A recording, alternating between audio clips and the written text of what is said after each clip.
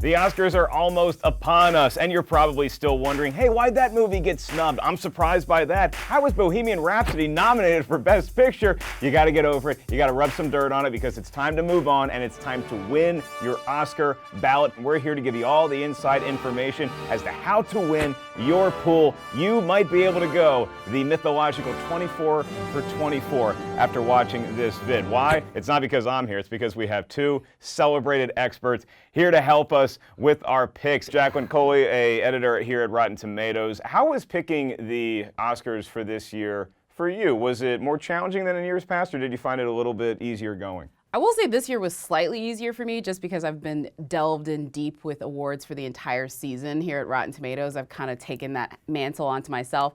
Also, a lot of the categories shook out pretty well from what I thought they were going to be. So I'm not going to lie, there wasn't as many surprises as I thought once the nominations came out. That's what I said. These two have been doing the research all year long. You two have been to more film festivals than Dom Perignon. Scott Mantz, you found it easier this year as well? Well, like you covering award season for the last 6 months, I will say that there were certain categories, especially in the acting categories, that were a no-brainer.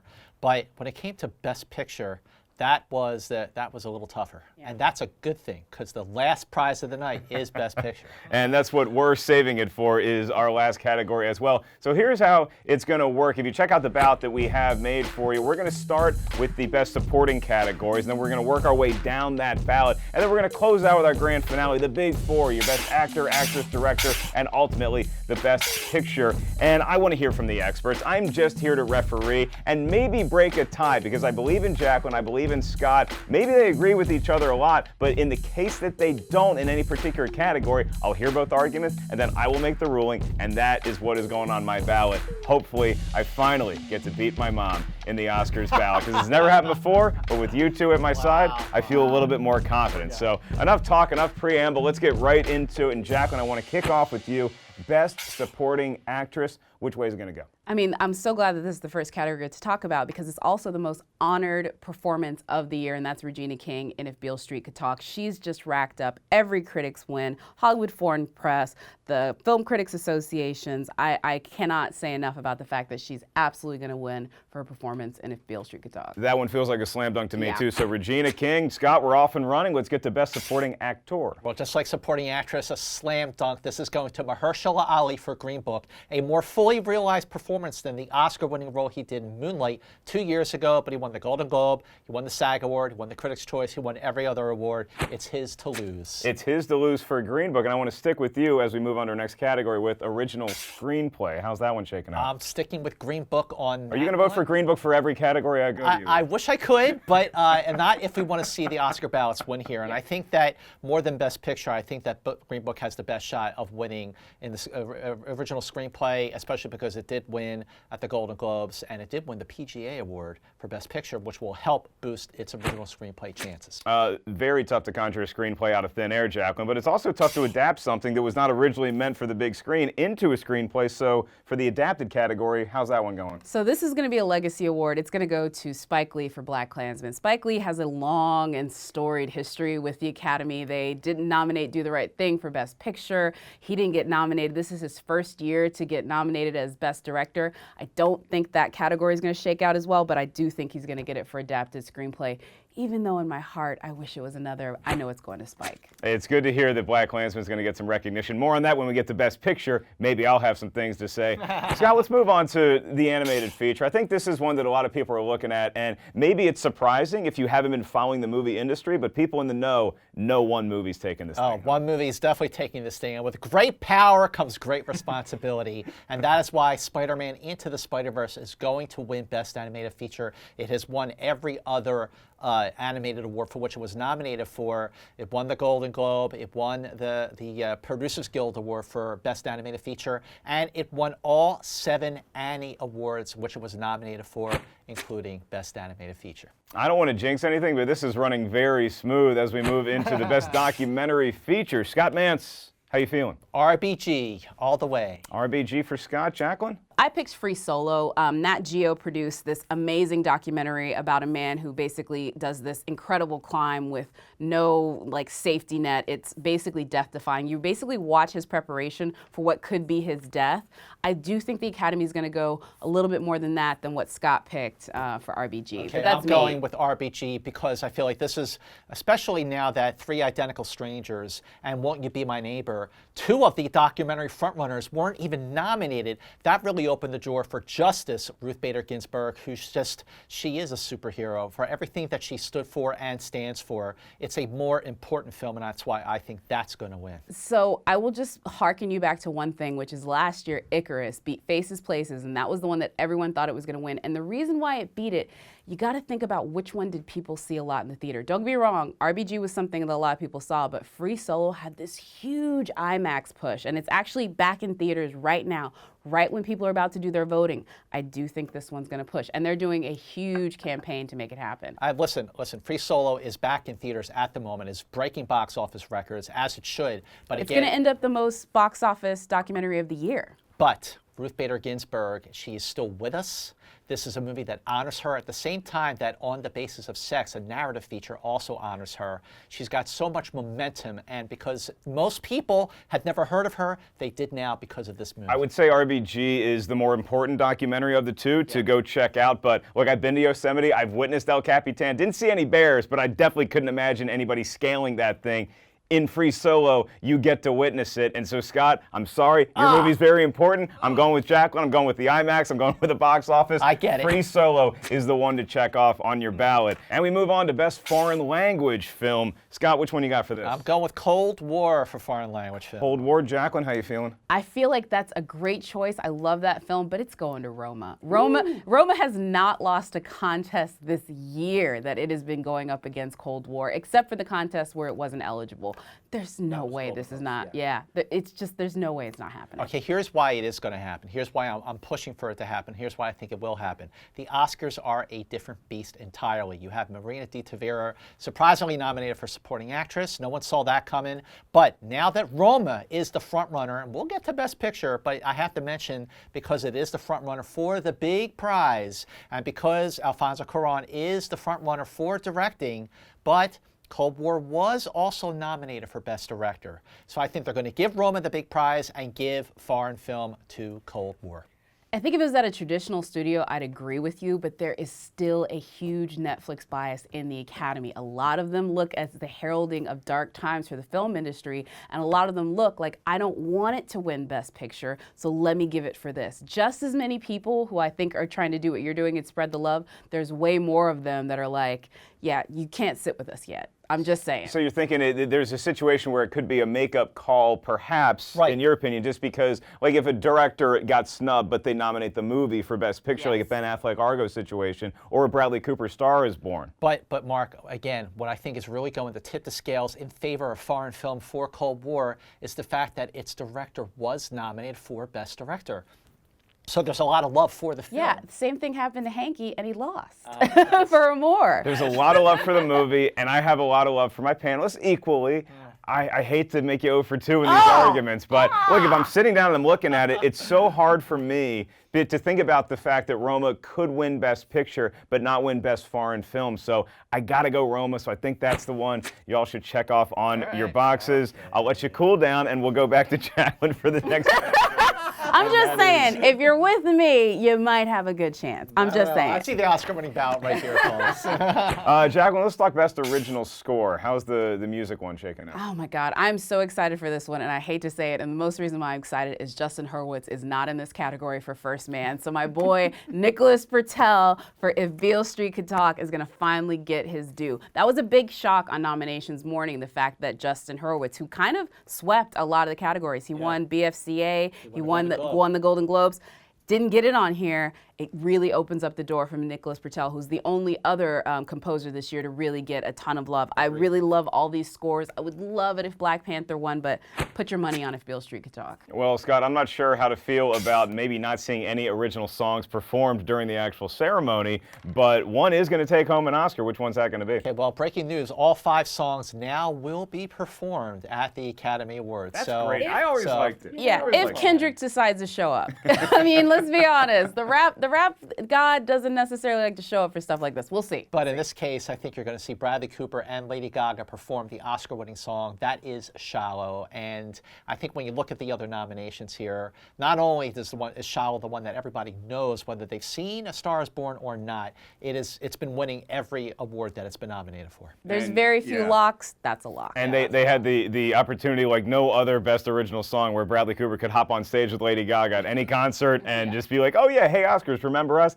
I think that's the one as well. So let's stick with you and let's talk about sound editing. Sound editing. If there's any film where sound was a narrative force, where it was a character in the film, I mean, it's right there in the title. A Quiet Place. The movie made $341 million worldwide. It's one of the best reviewed movies of the year. And what they did with sound in that film is more groundbreaking than any other nominee in this category. Okay, Jacqueline, I know you agree with that one. So let's go to sound mixing. What's your pick for sound mixing? So for sound mixing, I'm actually picking Black Panther on this one. And I will tell you why. And it's a controversial pick, but this is one of the ones where I'm saying you got to make the bet. You play to win the game. And yes, the safe money is on First Man. But I'm looking at First Man, and the one thing you can look as far as this film from when it came out at Telluride and at Venice till now, people don't like it as much as you would figure. There's a lot of people that are lukewarm. Look at the snub from Damien Chazelle. Look at the snub from Justin Hurwitz.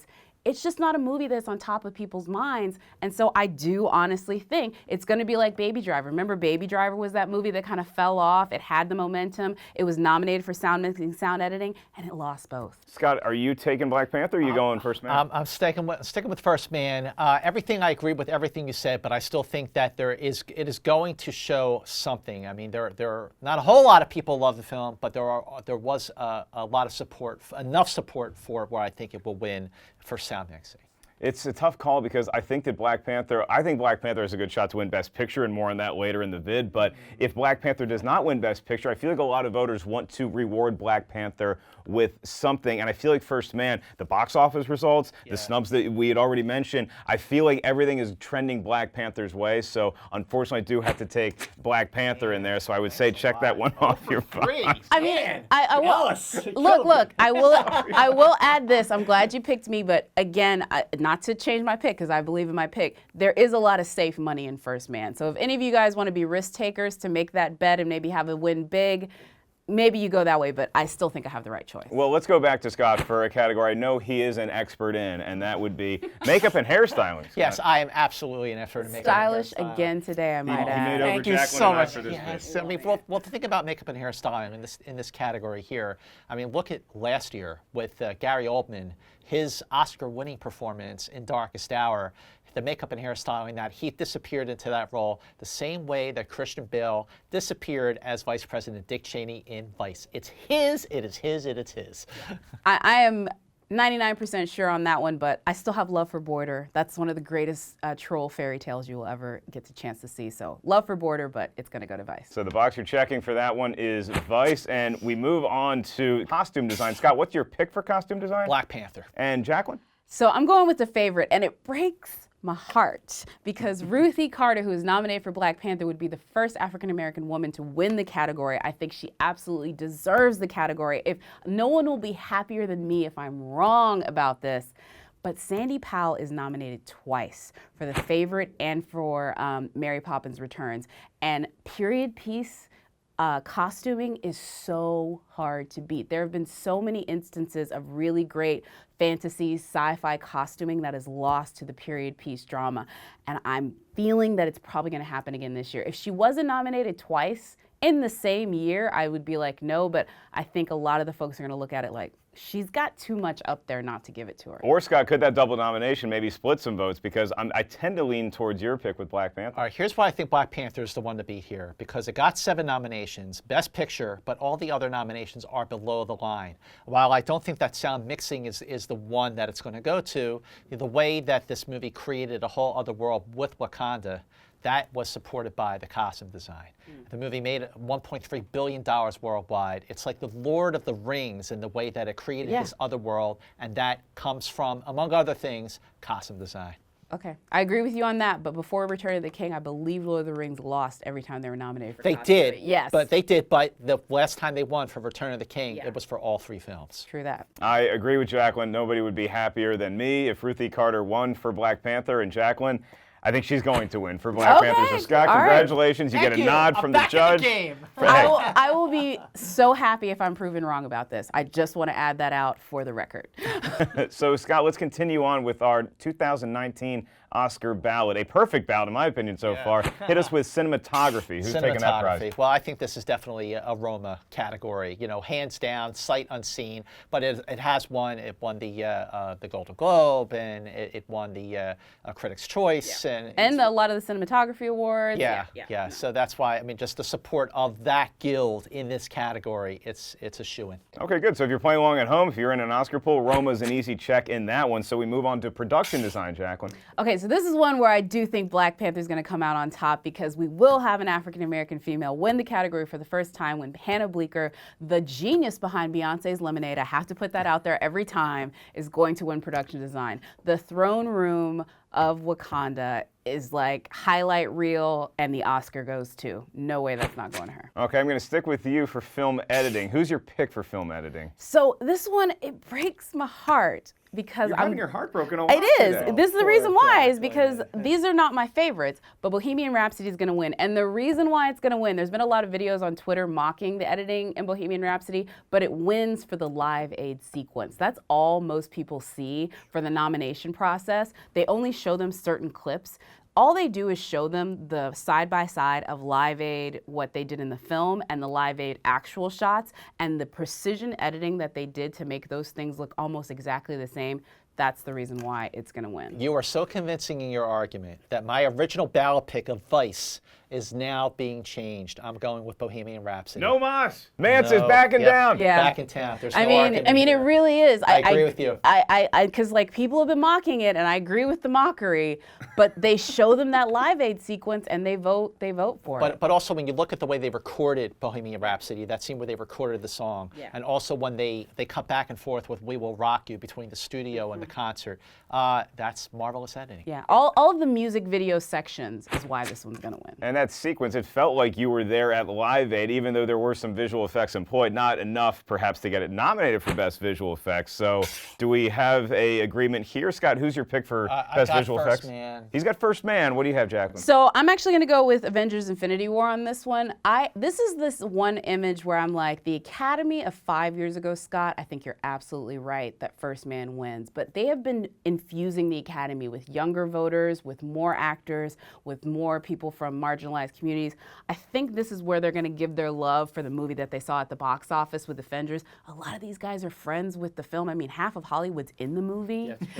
So I do think they might give it to it. And again, there's this other thing that's bubbling under the surface, which is the motion capture performances that don't get recognized currently by the Academy. There's a lot of people that want to give it to that. First Man is traditional visual effects. This is that visual effects that people want to see honored soon. I agree with you. I mean, look, Josh Brolin's performance as Thanos in Avengers: Infinity War, it was a great performance by any measure, let alone a performance capture performance. But First Man is so great with his visual effects, you take it for granted. What Damien Chazelle and the filmmakers did with that movie, especially the whole sequence with Gemini 8, where you're inside the cockpit the whole time before it starts tumbling in over end. I mean, it is a milestone film. Whether or not people were able to appreciate or could really get the approach of that movie, this was an intimate movie about a universal achievement. But I think that scene alone with Gemini 8 will give the Oscar for visual effects. I went into this on the team of Avengers Infinity War, and I think I'm leaving here on the team of First Man simply because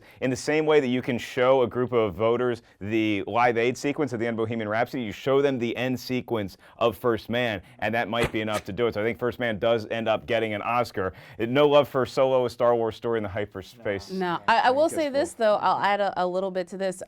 If it turns out whoever wins between the two of us, bases our pick, will give you an idea of where the Academy is. Because remember, the Academy is going through this really weird growing pains, and I think this is going to be a telltale sign as to how the Academy now votes. It's a changing transition. It's a changing Academy. In the last 2 years, it has increased its membership by a third. A lot of younger people, a lot gender balance. They're trying to establish that diversity. They're trying to establish that, and of course, that does have a massive impact on who's going to win at the Oscars. So we move on to Best Documentary Short Subject. These are always the ones that everybody at home, you're filling out your ballot and you're like, I didn't see any of these, I didn't get an opportunity. So Jacqueline, how are we supposed to vote for Documentary Short Subject? So I will admit, I've seen a few of these, not all of these, but the main reason why I picked the very first one I picked, which is period, end of sentence, is the person that's behind it. The most powerful campaigner in the history of the Oscars, Lisa Tabak, who used to work for Harvey Weinstein, that's her movie. That one's winning. Sorry. I don't care what anyone else says. So for short subject documentary, period, end of sentence, which talks about basically the decriminalization of menstruation in India because they have no way for women to basically find healthcare products. The second one I'm going to say is Skin, which is a short film live action. A lot of people also go with Marguerite, but I'm going to go with Skin. Okay, so Jacqueline, she's in the know. She's seen a number of these. That's the way she's picking, and I would encourage everybody out there to side with Jacqueline in that. We moved to short film animated, Scott, and you have a beat on one of those. Animated's going to lose Best Feature to Spider-Man. Sorry, Incredibles 2. But when it comes to the animated short, I think Bow's the one to beat. I mean, Bow, the short, was better than the feature film Incredibles 2 that followed it. It is a Pixar movie. These shorts tend to go to Pixar movies, and oftentimes the animated shorts that Pixar does are sometimes better than the feature film. So it's all about Bow. Bow, bow, bow. It's been fun listening to the documentary short subject or the animated short because we've been talking about that for about a week. Now we get into the races. This is the top four, the ones that we've been banding about since before the Oscar nominations were announced. Scott Mantz, Best Actress in a Leading Role. Who gets the Oscar? It is a long time coming. She is long overdue. 7 Oscar nominations. She has 3 Tony Awards, 3 Primetime Emmys, 3 Golden Globes. This is Glenn Close's year for the wife, and I've been saying for a long time that, she's overdue, but you know what? On the merits of that performance, she deserves it. It is a great movie. She is fantastic in this role. It is a career topper. She won the Golden Globe for this. She won the SAG Award for this. Won the Critics' Choice. She tied at the Critics' Choice. But she still won. No. It's Glenn Close. It ain't sports. You still get a trophy. And I cannot wait to see her take that stage with a long overdue Oscar in her hand. I think that I can paraphrase a Glenn Close role from the past in saying that this year at the Oscars, Glenn Close won't be ignored. I'm not going to be ignored, Dan. I knew you were going to say that. Seen Fatal Attraction a number of times. Yes. Jacqueline Coley, we go to Best Actor in a Leading Role. Is it as clear-cut as the Glenn Close pick? It's more clear-cut than I would like it to be. It's going to go to Rami Malek for Bohemian Rhapsody. I may have issues with the narrative. It still currently sits at 62 on the tomato meter, one of the lowest ranked nominations for both acting and Best Picture. But everybody loved his performance as Freddie Mercury. They are going to ignore all the controversy around the film as far as the director and the director's history and replacement, and they're going to give it up for Rami. He is beloved within the actors branch. And also, it's lowest rated in the tomato meter, but it's the second highest grossing movie to be nominated for Best Picture, more than $800 million worldwide. This has been going back and forth between Rami Malek and Christian Bale, and Christian Bale did win 2 Critics' Choice Awards for acting in a comedy and Best Actor for Vice, but I think a lot of this, you said how Rami is beloved, so is Freddie Mercury. Dick Cheney, not so much. Exactly. So check the box that says Rami Malek for Best Actor. We move on to the Best Director, who made a motion picture in the year 2018 for the 2019 Oscars. Scott Mantz, Jacqueline Coley, what's taking home the directing prize? Alfonso Cuarón for Roma. Yeah, again, another example. hasn't lost yet. Spike Lee got a standing ovation at the DGAs when he went up to accept his nominations, because for them, the nomination is kind of like a win, and he still lost to Alfonso. Well, and Spike Lee, he will win in the screenplay category. Yes, exactly. But the thing about Alfonso, and this is very interesting to point out, that when Alfonso wins this Oscar, since 2013, when Alfonso won for Gravity, then 2 years, for the 2 years after that, Alejandro Iñárritu won Best Director for Birdman and for The Revenant. Then you have, okay, you know, White Guy, Damien Chazelle for La La Land, but then you're back to a Mexican director with Guillermo del Toro for The Shape of Water. So that means that 5 times out of the last 6 years, the Oscar for Best Director will go to a Mexican filmmaker. Yeah, foreign born too. There we go. Well, picking these major categories has been a piece of cake, so let's just move on to the last one and call today the Best Motion Picture. This is the last award they give out of the Oscars. It's the last one that we're telling you how to vote in your Oscar pool. What's taking home Best Picture? Spider-Man! No, sorry. I'd sign off on that. No, we both are going to go for a risky choice with Roma. Now, I'm going to put this out there. Both of us think Roma's going to win, but right now, at this moment, there are still some awards still to be handed out. This is the most up in the air Best Picture race that we've had in a while.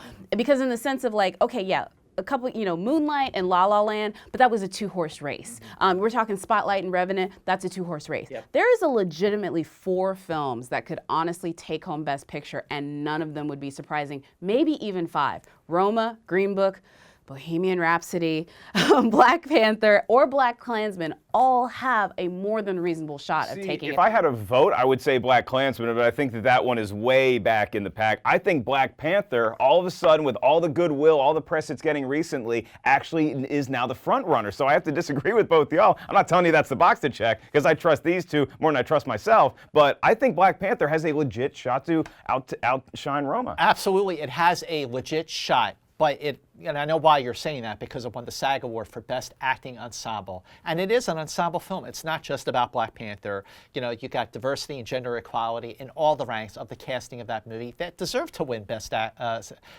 at the SAGs. But, you know, Roma is going, not only is it right now the first Netflix movie to be nominated for Best Picture, it's going to be the first Netflix movie to win. Lisa Taback, who you mentioned, is doing the PR for this. I have never, in my 28 years of working in this business, seen the kind of marketing and PR push that Roma has been getting. It played in theaters, which is something that Netflix didn't do before, but they bend the rules for this, for Alfonso.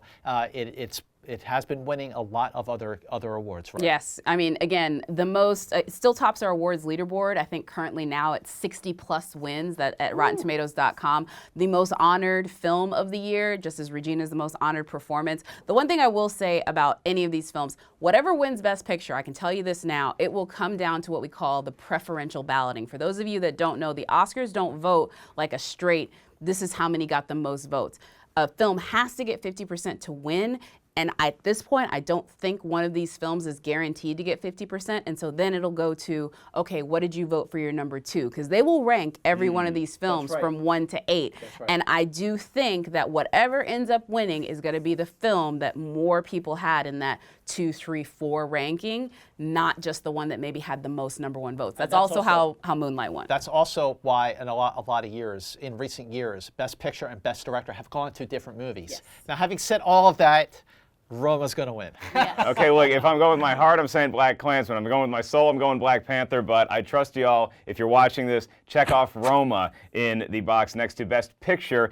And that's going to do it for us here today. The 24 categories up, 24 down. I hope everybody out there had a great time, not just watching us, but playing along and voting. Reminder, you can check out our ballot at RottenTomatoes.com, or you can just go to the link in this vid's description. While you're there, comment. Leave us a comment. Let us know, what do you think about these picks? What do you think is going to take home the top prize at the Oscars for 2019, honoring the films of 2018. I want to thank Scott Mantz and Jacqueline Coley for helping me out here today. Mom, I hope you are not watching, because this is the year Mark Ellis takes home the prize in our family Oscar pool. We'll see y'all soon.